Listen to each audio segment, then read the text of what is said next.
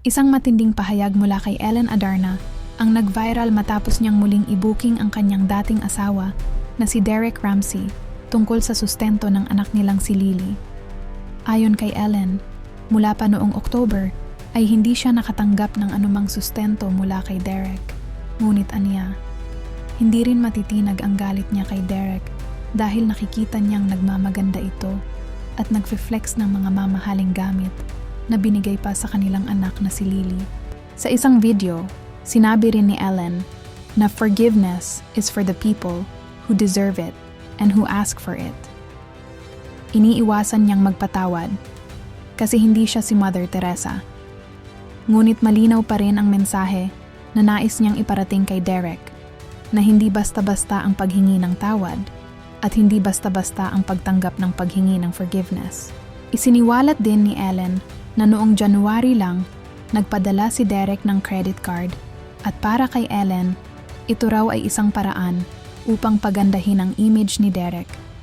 At binanggit pa niya ang 4 na yaya na di umano'y kasama sa buhay ng kanilang anak, na tinukoy niyang maaaring paraan ni Derek upang magmukhang mabait sa publiko.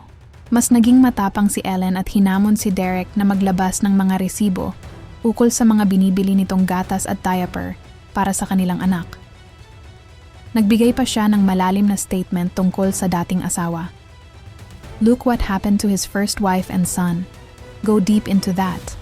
Forgiveness is only for the people who deserve it and who ask for it and really change. But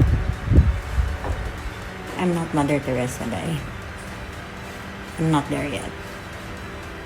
Well, to be fair, he said he gave milk and diapers last November or October, but I don't know. We didn't see it because I'm the type that I hoard.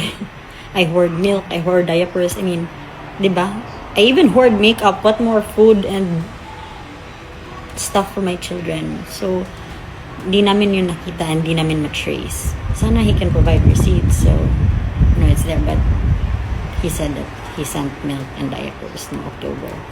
So, there, I will not discredit that.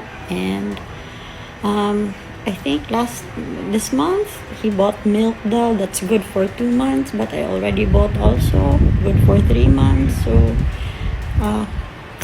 it's not here with me. So there. So let's not discredit that also that he bought daw. So there.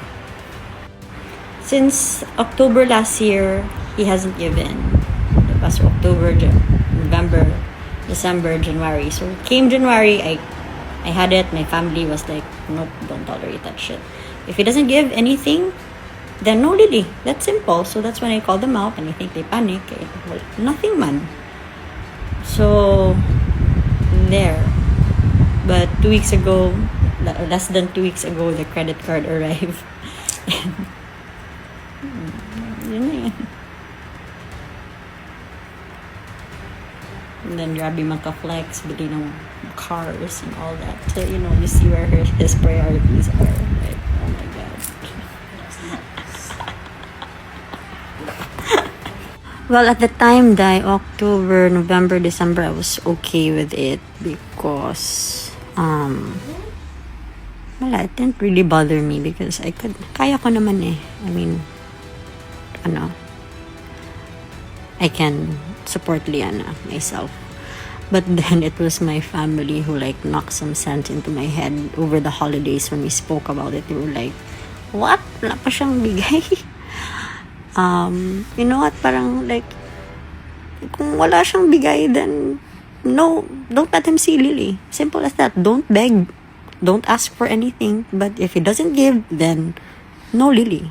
Diba? Parang, kasi naswerte, tama lang naman. So there, when I told them January na, yun na yung rules ko, kung hindi kayo magbigay, then walang Lily. So, yun, dumating yung credit card 2 weeks ago.